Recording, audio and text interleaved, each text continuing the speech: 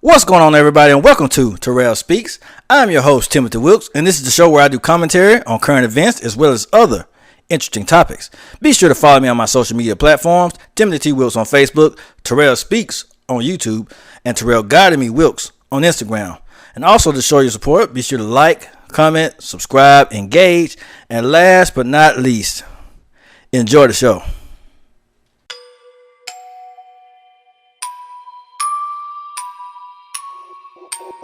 Indo.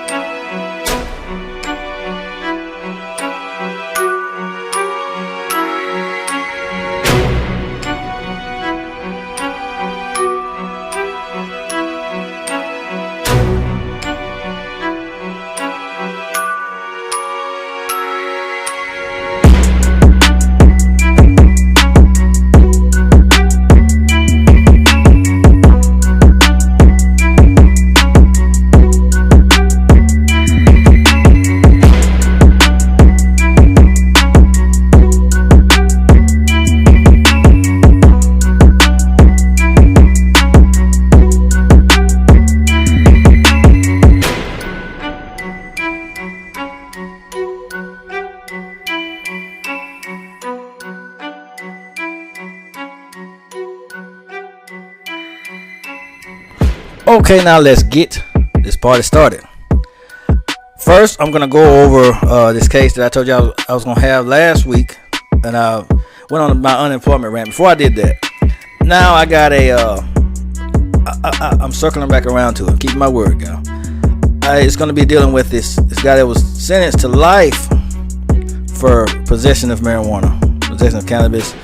And also, I'm going to go into the three things that the three types of professionals that we as black people need, our community we need. But first I'm going to get into the story, and I'm going to do my little commentary. I'm going to talk about, everything. I'm going to discuss it. I'm going to go into it. Let's go, though. Let's get started.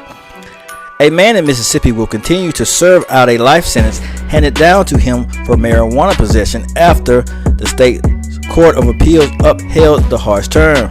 The court ruled on Tuesday that Alan Russell, 38, would see out the sentence handed to him in Forest County because his previous convictions made him a repeat offender.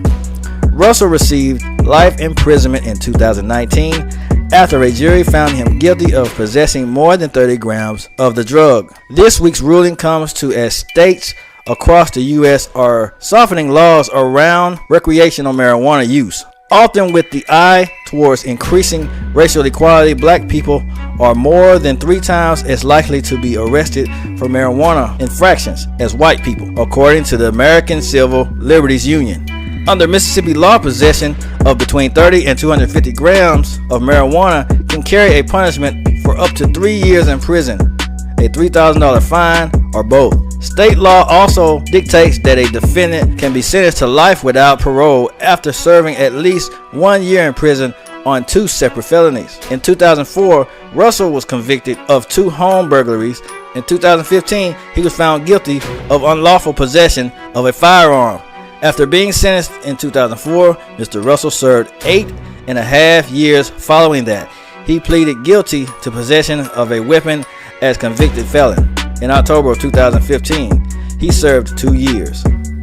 Appealing the decision, Russell said that the sentence was a cruel and unusual punishment and is grossly disproportionate. The appeal court, however, voted against the appeal on a majority. Several dissenting judges made points in favor of judges being able to consider individual cases and make exceptions.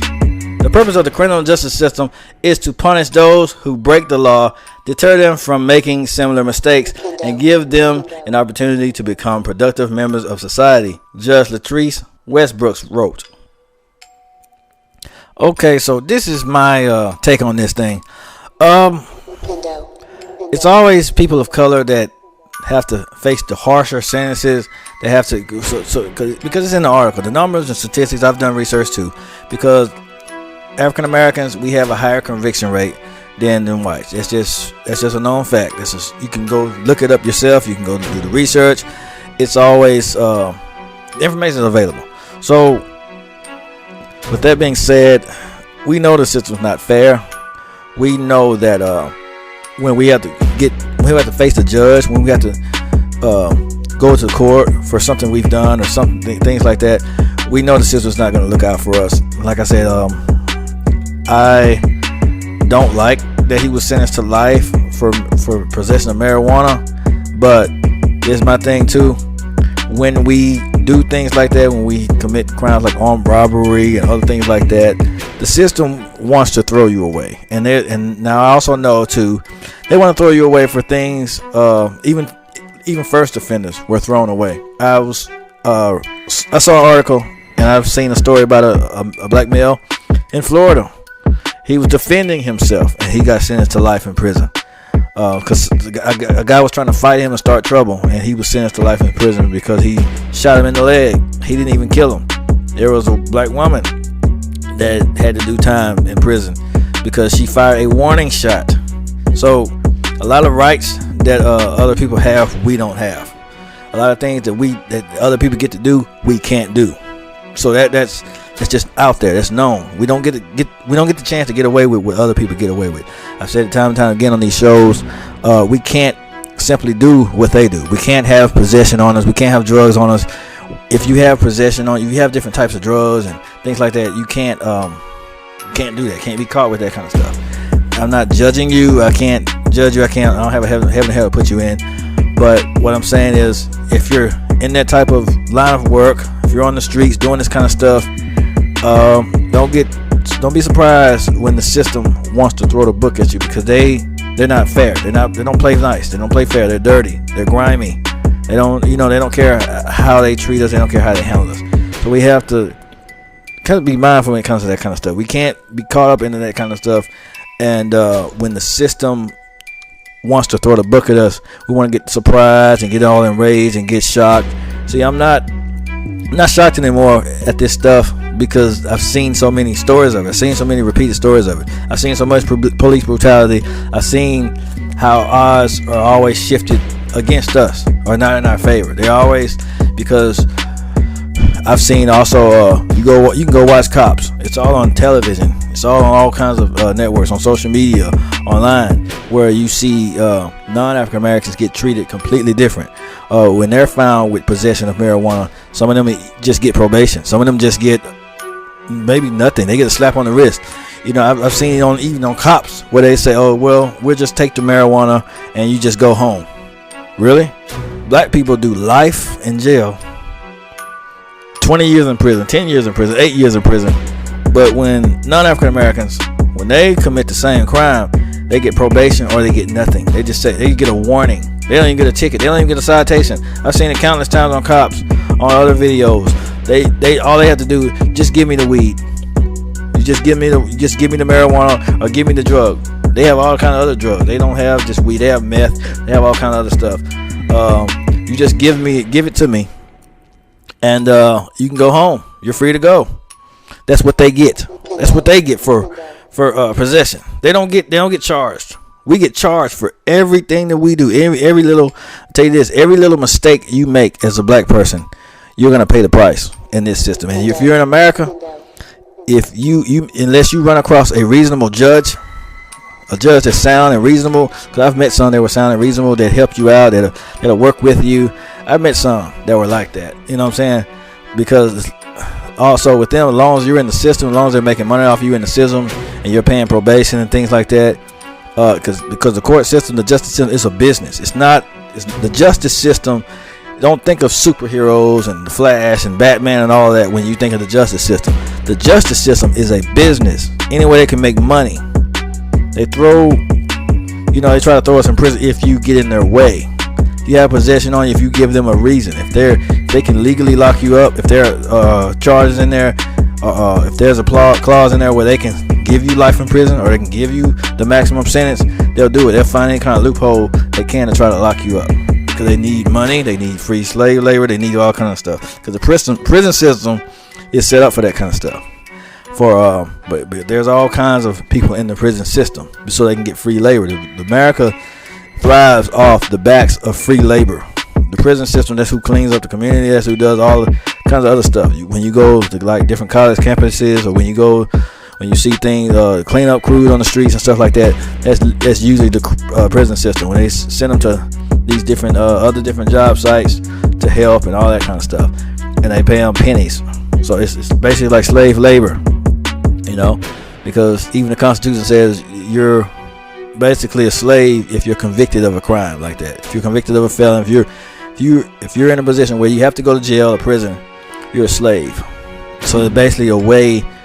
So America never did away with slavery. We know this already, but I'm just saying, just remind anybody that wants to live a life of crime, anybody that wants to do this, you're choosing to you're taking a chance of becoming a slave again, of becoming a victim of the system again, of going back to what our ancestors fought to get us out of.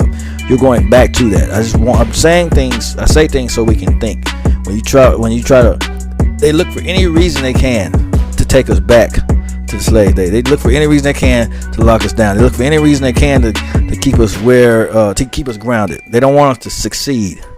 So, they want us to hate each other. They got all this stuff that we're African American, where we hate each other, we fight against each other, we don't like each other, the black men against black women, all that was planned out. They don't like, you know what I'm saying? All this was part of a plan.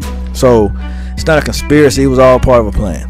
When you have former presidents that were responsible for dumping drugs into the community, for dumping guns into the community, for influencing other gangs and different organizations, African American organizations, to get involved in drugs and crime and things like that. And then they come back around, they circle back around and lock you up into the prison system. It's all a trap, it's all a setup. It may sound conspiracy-like, but you can go look at it. You can go look at your history. It was all in there. It's a difference between conspiracy and fact. Conspiracy is something that we think about. A fact is something that you can go actually look at and look up and research. We had a former president that was responsible for dumping drugs into the community, into the black community, for locking African American males up. They were responsible for doing all this. It was all part of course we know all these things by now. If you don't, you should know. It was part of a plan to lock us up, basically, to damage the black community, to hinder. It was because we were being feared on so many levels, because you had a lot of male black leaders at the time. You had a lot of people like Martin Luther King, Medgar Evers, Malcolm X. You had a lot of them that were standing up and doing things and making a difference. That's when a lot of black men were empowered and empowering others. So something had to be done about that. So they came up with this system. They came up with the system to put drugs in the community. They came up with the system to influence us with drugs, with quick money, fast money. Because one, you take away our opportunities to do. Because what happened to Black Wall Street? What happened to a lot of things that we try to do to African Americans in this nation? It was destroyed. It was torn down. So when you look at it, they take everything that we have first. Okay, now you present drugs and guns into the community. So now you have a choice between feeding your child and indulging in those activities. Feeding your child and doing what you have to do to survive. At this point, black people, we had no choice but to survive, especially when there was a mass incarceration of black men. So now you give the black women welfare, things like that. So, and without the man, like the black male, now she can only take the welfare because she has kids to feed. You lock the husband up, so she has kids to feed. She has to do what she has to do. So there's a lot to this. But like I said, the justice system is not going to be fair to us because it's not set up for us. It's set up for them. It's set up for them to make a way. Because we have a higher conviction rate. The evidence is there. The research is there. We have a much higher conviction rate than non-African Americans. A much higher conviction rate. Whatever we do, we're going to pay the full price. Whatever we do, we're going to pay 20 times over. It's 3 times higher. Whatever we do, it's not a game out here. It's not the laws and all that. It's not set up to protect us. We have to fight to get that protection. We have to fight to get those rights. We have to fight to get what we need. We have to fight and go up and beyond and go extra mile just to live a normal life. So it's not that so all this kind of stuff I preach and I fuss with my community, but it's not saying that I don't get it, not saying that I don't understand. I know why. I say things so we can think our way out of it, because we know the problems, we know what's causing the problem, but there has to be change somewhere down the line. We eventually have to overcome it, because we've overcome a lot of other things. I'm telling you, we have overcome a lot of stuff. You can go to look back in history, all the things we've done. Go, if you've ever been to a Black History program or ever did any kind of research, a lot of inventors in America were black. You know, the person that came up with the motor for the car, black. Air conditioning, black. Street lights, black. Cell phones, black. Hair products, black. A lot of the music, black. The original music was Negro spirituals for America. That's the roots to American music.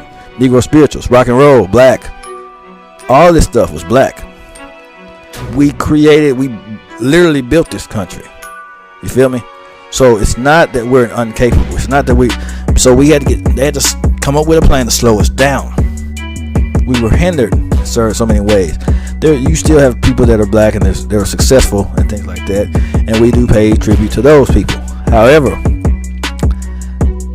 if we all took part by being successful, and I say this too, not every person can be a doctor, lawyer, all this. You have to, not every person can be a rapper, a basketball player, anything like that. We have to be more realistic. We need black doctors, we need black lawyers, we need more black businesses, we need more black teachers, black coaches, black professionals, black people in all different types of professions. You can, whatever we're capable of doing. We're capable of doing a lot of things: building, inventing, carpentry, electricians. We're some of the best. You know, I'm just saying we could do pretty much everything. We have math wizards, you have philosophers. A lot of these people were black. You understand? So it's not that we can't do anything. We're capable of. That's why I harp on the things that we do wrong, or the things that we do, because I know our potential. I know our history. I know that we can do better. I know that I've seen it. The history shows that we can do better. We educated the whole world. We educated most of the world. When back in, if you go back to do your research and all the different nations that Africa taught, all the people that Africa civilized and helped. You know, they civilized different countries. They did all kinds of things like that. So we are capable of doing a lot. We are capable of moving mountains. That's what I'm telling you. It's not so much as me hating black people or anything like that. It's me knowing that we can do better than what we've been doing. We're so much better than bust your windows out your car. We're so much better than all these other different types of songs. If it's up, it's stuck. Body yada yada yada yada. We're so much better than twerking and all of that stuff. We're eons above that. There was a time where we had class. We did, there's nothing wrong with entertainment, but there's a time where we had class. Now it's ratchetity and niggatry everywhere. Everywhere you look, there's ratchetity and niggatry. It didn't used to be that way. It didn't used to be like that. Now that you have all kinds of welfare programs and people don't have to work, and you have the drugs in the community, it's full of drugs. I was gone for about, let's say, 10 years when I went to school. I came back, everybody's on spice. Everybody's doing this thing called spice and these other different types of pills. A lot of people I knew are doing drugs, or on drugs, selling drugs, doing dope. Dope is just it's shrouded in dope. It's community. And it wasn't always like this. And it's gotten worse. And I hope it doesn't continue to get worse, but deep down inside I kind of know the truth. But I do make an effort to speak out about it, things like that, things we can do to improve, things we can do to help it. And I also, like I said, I'm gonna spend a great deal on my show actually uplifting African Americans that do have businesses, that do produce music, that are doing successful things in the community, because we're not all bad. I know there are good people out there. I have a lot of friends that are doing good things, that have businesses, that are doing productive things, and I'm gonna bring them on. in future shows. But like I said, I pinpoint certain things like this because I always pinpoint the justice system. I pinpoint police brutality, like the racist idiots too, and also pinpoint niggatry, things that we do that we shouldn't do because we have a part in it as well. So, like I said, this case here, I don't like the outcome, but you know, the things we do has greater consequences. You know, it's unfair, it sucks, it's terrible. I don't like it, but a lot of things that we do, because he had armed robbery charges, he had previous charges, he was in the system, he was a repeat offender. I'm not saying that's justifying him having a life sentence, because it's not. It's nowhere close he shouldn't have a life sentence when you have other non-African Americans, when you have other people that commit way more crimes. You have other people, like I said, that shoot up schools, that shoot up the guy that shot up a church. He didn't get a life sentence. What about the people that shot up movie theaters and all this kind of stuff? They didn't get life sentences. What about the people that stormed the Capitol? They didn't get life sentences. What about folks that was killing and hanging and what about people now that do all this sex trafficking? What about people, non-African Americans that rape and molest their own kids, that rape and molest other kids, that these teachers, these pedophilic teachers in the non-African American community that molest and have sex with their kids? These teachers, you have teachers that get pregnant by their students and are able to put them on child support. But you got this guy that serves a life sentence for marijuana, ounces of marijuana, not even a pound, ounces of marijuana. But you know there's something wrong when you can have sex with a child as a non-African American and serve less time than a black man for possessing a dime of weed.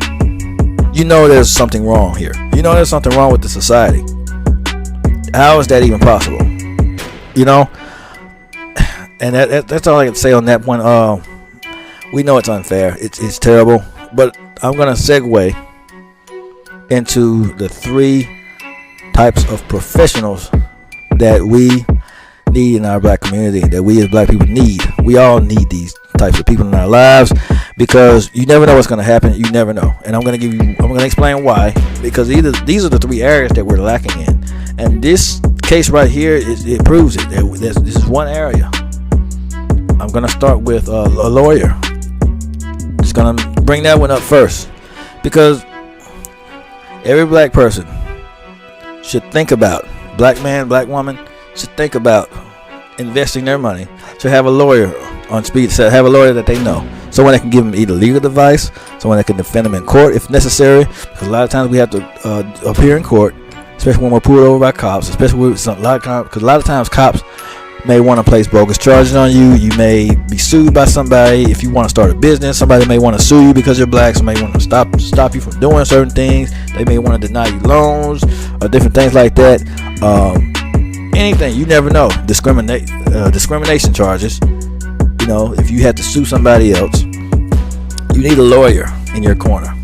These are 3 professionals that we need in our corner. A lawyer, a good lawyer, because you never know what's going to happen legally. You know, something happens, somebody wants to sue you, you have a lawyer. A cop happens, the cop pulls you over, they want to do some stuff unjustified. Now you have a lawyer. You don't have to get aggressive with the cop. You don't have to get mean with the cop. You can be just as polite, just as nice. If they're a problem officer, they can talk to you crazy any kind of way. They put their hands on you, they do anything out of the way, you still comply, because now you have a lawyer. Now you can sue. You have a good lawyer, you can sue. You can press charge. You can sue the police. You know, the whole police station. You can sue the state. Especially if you have a good lawyer in your corner. They know what they're doing. They know all the legal avenues. They know all the different loopholes. You have a lawyer in your corner that knows the law. You need someone there that knows, because they're going to tell you what to say, what to do, how to handle these different situations. They're going to tell you. They're going to walk you through it. And if you're in a legal situation, if you're being sued, or if you're having problems with somebody, you need to handle it, settle it legally. They can give you all kinds of advice, so that's good to have in your corner. The next thing, number 2, a good doctor. Good doctor. We need good doctors. You know why? We don't take care of our health properly. We don't do it. We don't take care of our health. So if you don't take care of your health, you don't monitor your health. A lot of us have high blood pressure. A lot of us have diabetes. A lot of us have different types of issues. We tend to struggle in that. A lot of us are overweight. A lot of us are obese because we don't monitor our health. If we have a doctor, we don't listen to them. And whatever problems we have health-wise, we tend to ignore them. You even have people in the medical field that are severely overweight. They have high blood pressure. They have diabetes. They don't listen to their doctor. They don't take medical advice. They don't take this kind of stuff serious. We don't take, as a whole, black people, we as a whole, we don't take this stuff serious. We don't even go to the doctor. Half of us can't even remember the last time we've been to a doctor. We can't remember when the last time we've had a checkup. So a doctor is somebody that you need in your corner. You need a doctor. You need to have a checkup at least every 6 months. That way you'll be able to know that your status of your health. You'll be able to know if you have, because a lot of us die of heart disease, cancer, because it creeps up on us because we've never been to the doctor. Half of us have diabetes and don't even know it. You have type 2 diabetes, type 1 diabetes, don't even know it because you've never been to the doctor. You don't go to the doctor. Or if you have a doctor that gives you medicine, you don't take the medicine. I don't need it. And you wind up sick. You wind up dying. Or you have diabetes, never went to the doctor a day in your life, and then you wind up sick. You have family members. If you go to the doctor, you probably have family members that don't go to the doctor. They don't get checkups. They don't monitor their health. We don't have dentists. We don't do any of this stuff. We just lay up and don't take care of our health. We need that in our lives, okay? So if you don't, even if you don't have health care, you should try to, that's why I say we should put our money in the right places so we can invest, so we can have money set aside for that kind of thing. We need to have money set aside for affordable health care, for affordable health insurance, so we can be able to have a good doctor on our team. We need that because our health is wealth.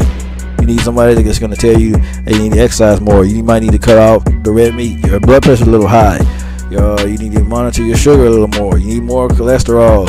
You need less cholesterol. You need to eat more fruits. You need to eat less fruits. You need to eat more vegetables. You need to stay away from junk because everybody's body is different. We can't always listen to people on TV telling us to eat this, not eat that, because our body's different. You may eat something that you think is healthy, but it might not be good for your body. It might be bad for your body, but it might be good for someone else's body. Everyone's body is different. We all have different body types.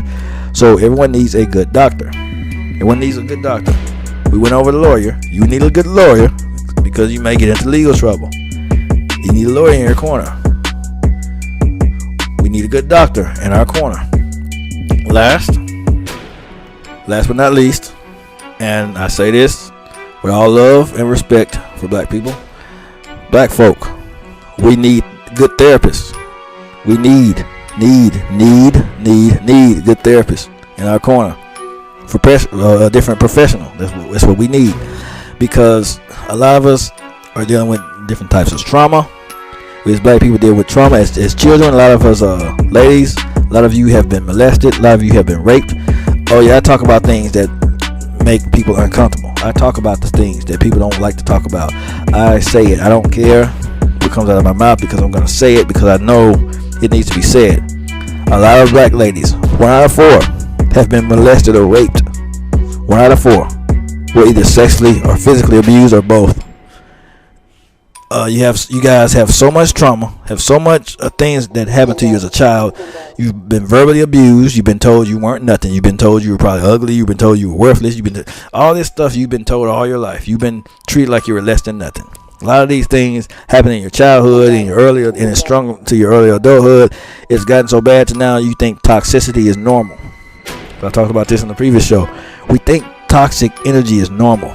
We've gotten to the point where we believe that. We don't even know what healthy is. We don't know what a healthy relationship is. We don't know what healthy communication is. We believe teaching somebody something is talking smack to them. We believe teaching somebody how to do things is cussing them out and yelling at them and shouting at them and telling them they're not going to get it. They're not going to make it. They ain't SHIT. You know, we believe these things. That's our way of communicating. Is talking down to one another. Is belittling one another. Is insulting each other's intelligence. See, you ain't got no common sense. That's why you can't get it. That's not how you teach someone how to do something. You don't tell somebody to do. That's not how you encourage a person to do better. I know you smarter than that. You ain't that smart. That's why you ain't getting it. That's why you ain't, cause you stupid. That's not how you encourage people. That's how I know how my people, because I've grew up with black people. We talk to each other like that. We tell each other we're stupid. We tell each other we're slow. We tell each other we don't have common sense. We're not smart. You're nothing. You're ugly. You're stupid. You're dumb. It's what we tell each other. We tell each other. We tell our siblings that. We talk to our kids like that. I've heard mothers talk to their children. You come here, you little ugly bee. Now, what mother would talk to their child that way unless she's been damaged? We need help mentally. That's not healthy. Okay, that's not really that's not healthy at all. We're not supposed to talk to our children. We're not supposed to call our children ugly bitchs. That's just not how you talk to your child. It's not how anyone's supposed to talk to anybody. You know, we talk to people. We talk to each other like that, and we wonder why so many fights break out. Why there's so much anger? Why there's so much? Because look how we handle each other. Look how we deal with each other. That's why our relationships don't work. Look how we talk to each other. We call each other H's and B's and FU's and all this other stuff, and trash talking to each other. That's just not. That's all toxic. I've grew up with this. I've seen it all my life. That's how we talk to each other, and it's not good. You don't tell somebody they're stupid. If they're not doing right. You don't hit your child upside the head and call them ugly and stupid because they couldn't get it right the first time. That's just not the way you do it. It's just something's wrong with you mentally if you're doing that. If you have to belittle a person to teach them something is wrong with you mentally. Now I can understand being aggressive and being passionate about what you like and pushing them in a direction to do better, but I know the difference between somebody just being toxic and verbally abusive versus somebody pushing you to do better. Now if they're belittling you and saying things to you to make you feel less than nothing, that's abusive. That's verbal. That's toxic. That's emasculation. A lot of women, a lot of you ladies, you try to get your point across by emasculating the man. Oh, you're not a real man. You ain't this and that. That's what you guys do. I've seen it. I've heard it. I've been in situations like that. You emasculate the man to get him to listen to you, and it shouldn't be that way. It shouldn't be like that. It just should not be that way. That's toxic. There's something going on in your mind that you think that's normal. You think that's the proper way to be. You think that's the proper way to communicate, and that's wrong. That's false. Okay, that's false. So a lot of us have walls up, have walls of Zion up. Have only God's trumpets can bring them down. They're so strong and tall. So we have to be mindful of that because we need therapy. I had to do it, so I'm not ashamed. I admit it. I need therapy. We need therapy. I've had it twice. I went to therapy twice because we all have those types of issues that we need to work out. Because like I said on the previous show, a lot of men and women have this problem. They talk down on each other when they want you to see a point. They talk to you like you're nothing.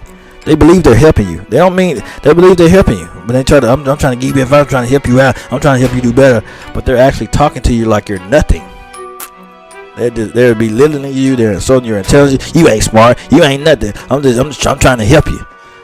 In their mind, they think they're helping, but they're just insulting somebody, constantly talking down to somebody, constantly telling them that they're slow, that they're stupid, that they can't do anything, that they're worthless. That's not helping anybody.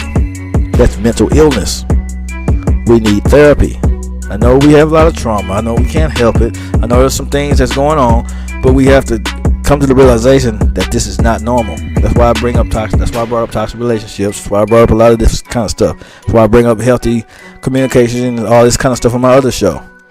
Because now that I know what it is, I'm spreading the word. Because I didn't know what it was. I thought that's how people are supposed to communicate, but something in me didn't sit right. I was like, no, something's not right here. It doesn't feel like I'm being helped. It doesn't feel like this person cares about me because the way they're talking to me, the delivery, it makes me feel less than nothing, because that's the way they learn how to talk. That's the way they learn how to communicate. Of course, some areas they learn a lot of things from the people that talk to them like that. But however, there were some wounds created, because when you talk to a person like that, you continue to treat a person like crap, to treat a person like nothing. You may learn from that, but there's still some wounds. There's still some damage there. So we talk to each other like we're nothing, and all that was passed down from slavery. All this stuff was passed down generation to generation. It's a generation curse on our community. It's a generational curse of a lot of things. A generational curse of rape, molestation, a generational curse of incest, a generational curse of a lot of these different things going on in our community. It's a lot of it. You got all kinds of stuff going on. So and it won't stop until we realize that we need help. It won't stop until we realize it, because now we have drugs in our community. It's been there for decades. So we need good therapists in our corner. The first one we needed was a good lawyer in our corner in case we have legal trouble. The second one we needed is a good doctor in our corner to keep our health. Health is wealth. We have to take care of our health. We have the highest rates of high blood pressure, diabetes, heart disease. The list goes on. Our health sucks. We're overweight. We don't monitor our health. We have doctors and we don't even listen to our doctor. We eat what we want. We do what we want. Why have a doctor if you're not going to take his advice? Why have a doctor if you're not going to go to the doctor? Why are we in the medical field when we have the worst health around? We still eat and do and feel what we want, because the food tastes so good, but it's killing you. I don't care, it tastes good, I gotta have it. Man, you can't have any more hot food. They leave the doctor after hearing that and go load their plate with hot sauce. But mom, you're not supposed to have hot. Shut up, I know what I'm doing. That's what goes on. This kind of stuff happens. We don't monitor our health. We don't. And we try to blame we want to blame Satan when our health is bad. When we have started having cancer and all this. Oh yeah, I plead the blood of Jesus. I plead the blood. I blame the devil. No.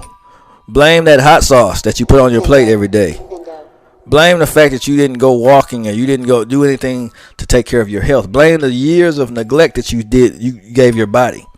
You hadn't worked out or exercised or ate healthy in 20 years. Now you want to come back around and blame the devil. The devil put disease on my body. I blame the devil. The doctor told you to exercise at least 30 minutes a day. You didn't do it. The doctor told you to cut off the red meat, to trim down on the red meat, to chill out on the red meat. You didn't do it. The doctor told you that you need to take certain vitamins every day to help with your metabolism. You didn't do it. Now, when you don't do it, you get sick. You blame Satan.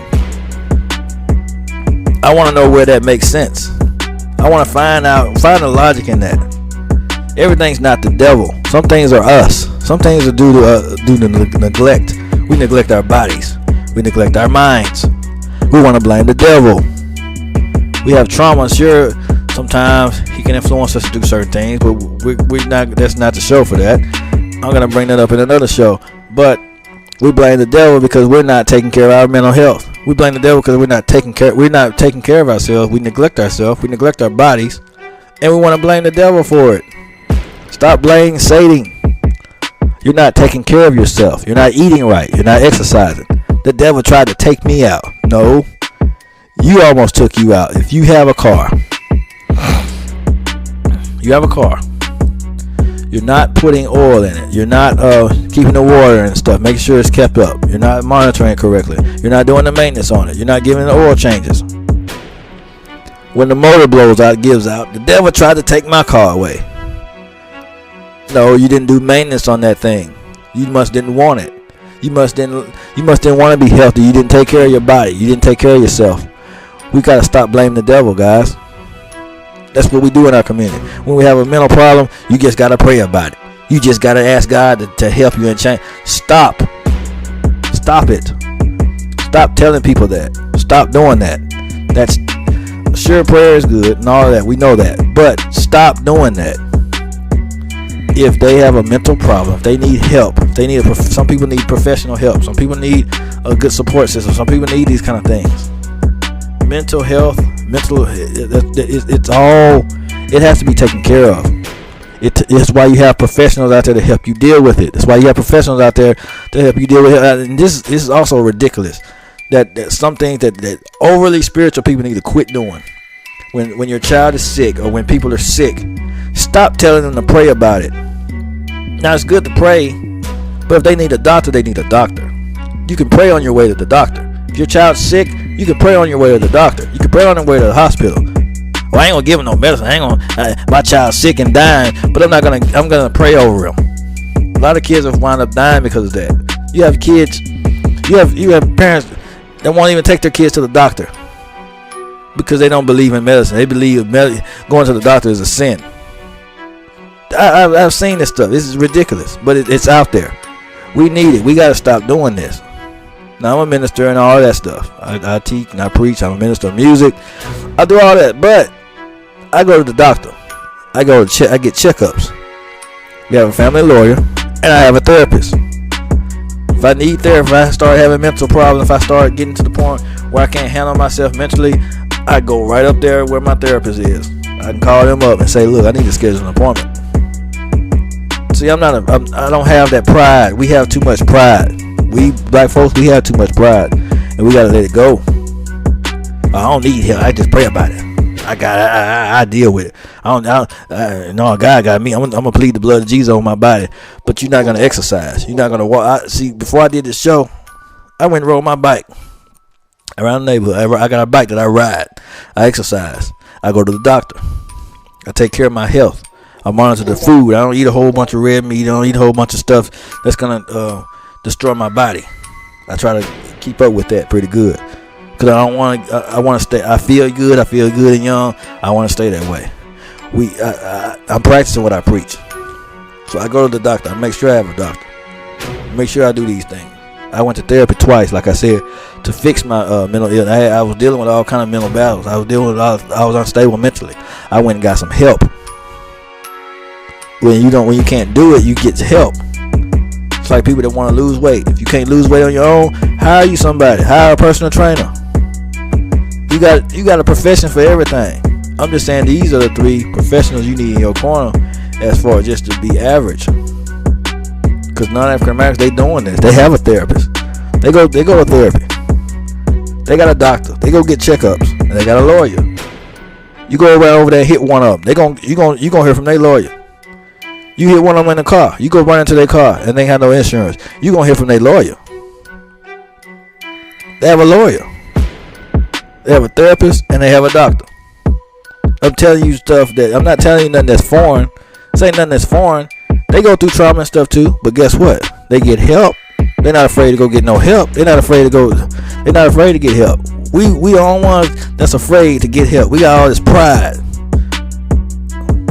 I'm gonna talk about on the next show. I'm gonna talk about the 3 things that's hindering.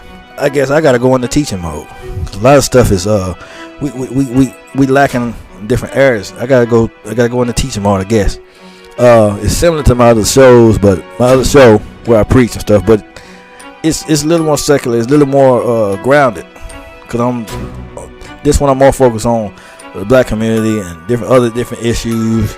Current events, stuff like that. But I am going to harp down on a lot of different things, especially mental illness, especially things that we need to do, that we need to start doing to better ourselves, because that's the only way change is going to happen is by truth. Truth demands change. So if I reach one person, they could reach 1,000, they could reach 2,000 or 3,000. You know, that's how it is. If I could just reach one person, don't matter. I don't care. You know, that's the way it is. But my whole thing is, those are 3 things we need. We need, like I said, we need that doctor. We need somebody to monitor our health. We don't listen to the doctor. We gotta listen to the doctor. We gotta listen to the doctor. If you have a doctor, they tell you you don't need to eat hot food. Don't eat hot food. They tell you eat too much red meat. You need to slow down on that red meat. They tell you need to go get a prostate exam. go get you a prostate exam. Whatever they tell you need, listen to that doctor. Now, if they telling you something that's going to kill you, you might need a new doctor. But I'm talking about if you have a good doctor that's trying to tell you something that's going to make you healthier, you need a good doctor. And I would say, I didn't mention dentists, but we need dentists too, because we got to take care of our teeth. But that's along the lines, that's in the medical field. You need to take care of your health. Need doctors, take care of your health. Get you dentists, get you all that kind of stuff to take care of your health. Whatever you need health wise, take care of your physical body. It's your temple. You got to take care of it. You need a lawyer, somebody to take care of your legal matters. You need a professional in your corner that's going to help you deal with that. When you run into these people with the law, when you run into folks like that, when you run into things, if you have a child and that child is being racially discriminated against in school, you have a lawyer that can help you deal with that. You don't have to stress out with all that stuff. When you run into legal trouble, when you run into things with cops and stuff, now you don't have to be stressed out because you have a lawyer. You have somebody you can call. Hey man, I got this case, man. I got something. This XYZ is going on. What do I need to do legally? I need your help. You got somebody in your corner. You got a doctor in your corner. Some abnormal you notice on your body, you have a doctor you can call. You can set an appointment. You get checkups. If you have cancer development, you have different illnesses developing, they can catch it. And the therapist, you need somebody monitoring your mental health. Like if you have trauma, if you find out that you're toxic, if you find out that certain relationships and things like that are not working, that you find yourself if you fit the description that I describe in my toxic videos and stuff like that, you may need a therapist. You may need somebody, because I needed one. There were times where I needed one because toxicity was normal to me, like I said. So there's no shame in needing help mentally. There's no shame in it. Okay? There's no shame. So that's all I have to say on that one though. And I will see y'all on the next podcast. Hope y'all learned something. I love y'all more than y'all know. Peace out.